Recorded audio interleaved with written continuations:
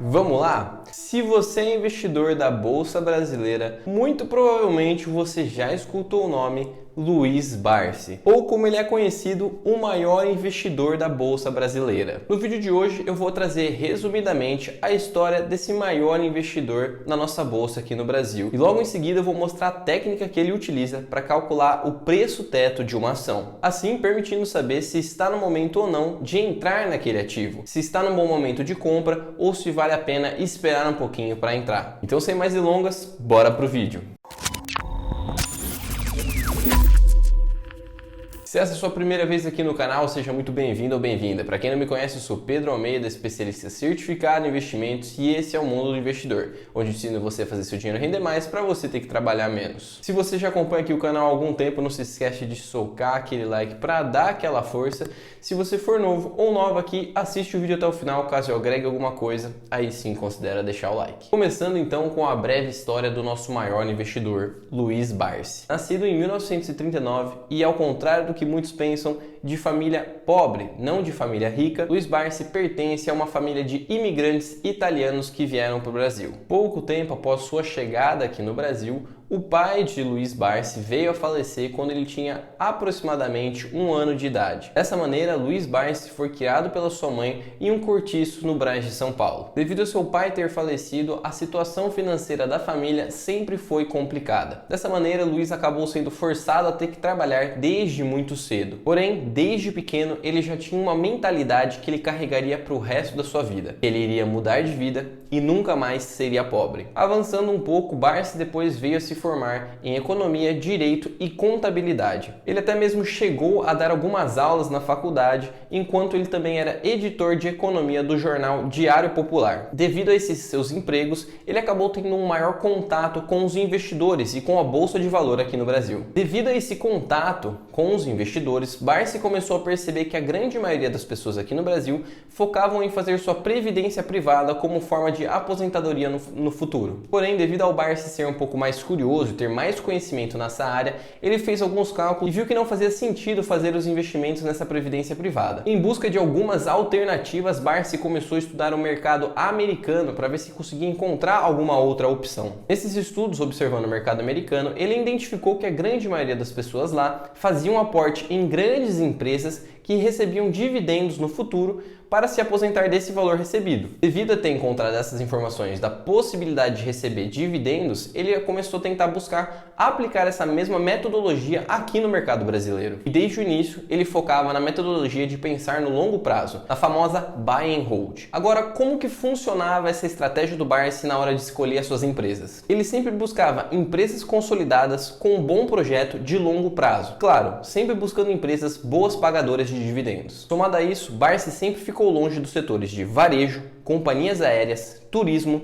saúde e transportes. Isso devido a esses setores terem uma alta volatilidade. Como ele sempre buscou empresas consolidadas e com um menor grau de volatilidade, ele acabou investindo boa parte em ações do acrônimo BEST, que seria empresas dos setores bancos, energia, seguros, saneamento e telecomunicações. Seguindo essa estratégia, próximo de 1970, Barsi já tinha alcançado a sua liberdade financeira. Assim, os dividendos que ele recebia dessas empresas já eram suficientes para cobrir todos os seus custos, porém, diferente do que a grande maioria das pessoas fariam, ao invés de ele começar a usar esse dinheiro, ele continuou trabalhando e investindo cada vez mais, o que hoje fez ele ganhar o apelido dele de Rei dos Dividendos. E só por curiosidade, eu acho muito difícil alguém aqui no Brasil tirar o título de Rei dos Dividendos do Barsi, até porque em 2022 ele fez só com dividendos R$1.126.000. Isso por dia. Agora vamos para a segunda parte do vídeo,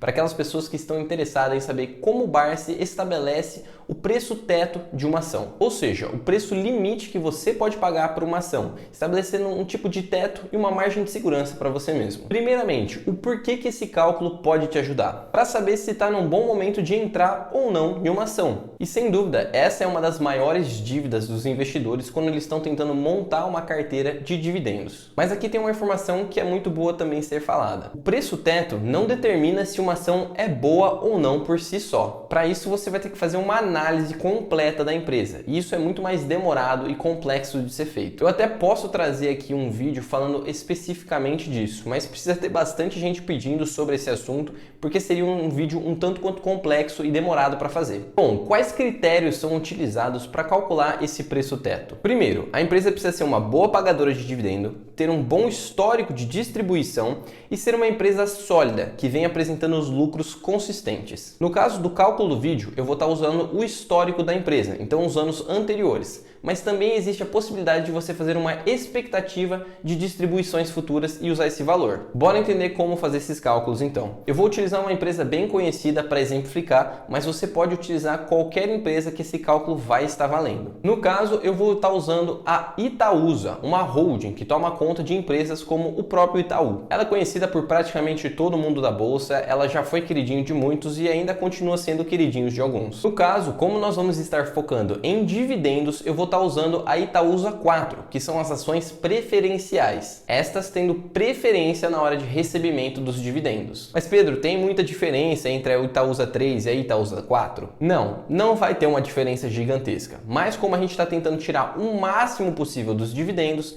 a gente vai utilizar as ações preferenciais porque elas tendem a receber pelo menos um pouquinho a mais. Bom, para os cálculos, a primeira coisa que a gente vai precisar aqui é o histórico de dividendos da Itaúsa 4. Para isso, eu vou utilizar o site do Status Invest, mas você pode usar o site que você preferir. Aqui, a gente vai precisar pegar a média dos dividendos dos últimos 3 anos ou 5 anos. Fica a seu critério qual que você quer utilizar. No caso, eu vou estar utilizando os últimos 3 anos, desconsiderando os dividendos de 2023, porque o ano ainda não fechou. Então, para o cálculo, eu vou estar utilizando os dividendos de 2022, 2021 e 2020. Em 2022, tivemos 61 centavos por ação. 2021, 39 centavos e 2020, 65 centavos. Aqui basta você somar os 3 valores e dividir por 3, chegando a um valor de 55 centavos de média. Sabendo esse valor, a gente tem 2 possibilidades de cálculos que a gente pode fazer a partir daqui para chegar no preço teto. Eu vou mostrar as duas, mas você escolhe qual que você prefere fazer. A primeira e um pouco mais difícil é fazendo uma regrinha de 3. Na primeira linha, a gente tem X, que é o valor que a gente quer encontrar, e na frente 100%, que seria 100% do valor da ação. Na segunda linha, nós temos o valor médio, que é de 55 centavos, e em sua frente, a porcentagem de dividend yield que nós queremos receber. No caso aqui, a gente vai estar utilizando 6%, porque é o valor que o Luiz Barsi utiliza nos seus cálculos. Ou seja, ele sempre utiliza o valor de 6% como uma métrica de avaliar se a empresa é uma boa pagadora de dividendo ou não. Para ele, as empresas que pagam de 6% para cima podem ser consideradas boas empresas pagadoras de dividendo. E lembrando, aqui a gente está olhando exclusivamente para o pagamento de dividendos. Caso você seja mais exigente que o Luiz Barsi, você pode mudar esse 6% para o valor que você quiser, podendo ir para baixo ou para cima. Porém, o que você tem que ter em mente? Quanto mais alto for a porcentagem que você colocar, menor vai ser o preço teto. Então agora a gente só precisa fazer a regrinha de 3. Ficaria 55 vezes 100 e 6 vezes x, chegando ao resultado de 55 igual a 6x. Se a gente pegar 55 e dividir por 6, a gente chega ao nosso resultado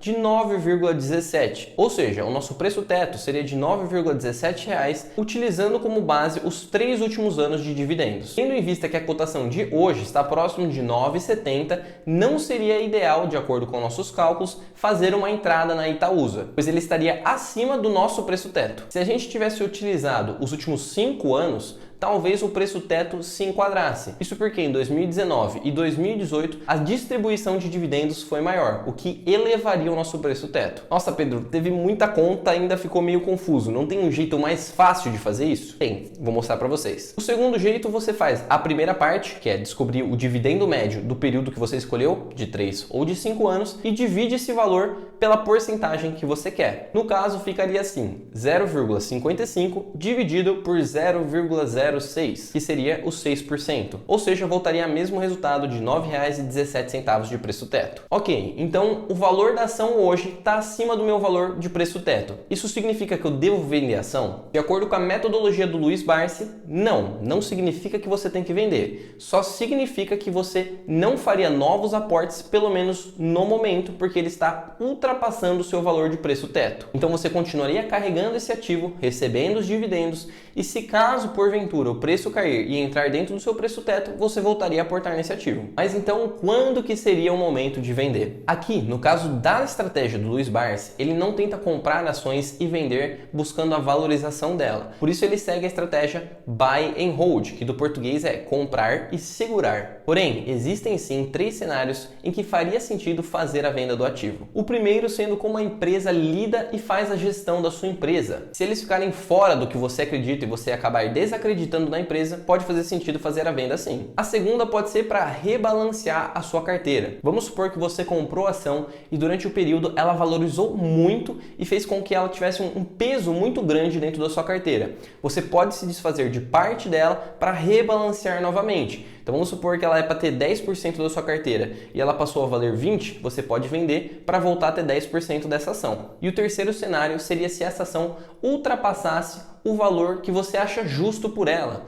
Vamos supor que você fez os cálculos e a ação vale R$20, o preço justo, e ela chegou a valer R$40. Você pode se desfazer de parte da sua posição porque, de acordo com os seus cálculos, ela está valendo muito mais do que ela deveria valer. Só para finalizar, então, vale a pena falar aqui que existem outros fatores que você tem que levar em conta antes de escolher a empresa que você vai investir. Este é só um dos cálculos que você vai utilizar para fazer essa escolha, para te dar uma margem de segurança referente se está num bom momento ou não de entrar nessa ação. E aqui você tem que ter em mente, ter um preço teto não significa que a empresa vai valorizar debaixo do preço teto para cima dela. Isso é simplesmente uma conta que você faz para te dar uma margem de segurança a partir dos seus cálculos. Mas agora eu quero saber a sua opinião. Você utiliza o método Barsi para achar seu preço teto ou você é mais exigente e coloca uma porcentagem ainda maior? Bom, como sempre, na descrição do vídeo tem alguns links que podem ser de interesse para você. Desde abertura em conta em bancos com bônus de até R$200 até um link para livros que podem te ajudar na sua jornada de investimentos e crescimento pessoal. Se você ficou até aqui, eu agradeço pelo seu tempo e eu espero ter te ajudado. Se você puder me ajudar também deixando o seu like e compartilhando, eu agradeço imensamente. Meu nome é Pedro Almeida, esse é o Mundo Investidor e eu vou ficando por aqui. Eu espero te ver na próxima.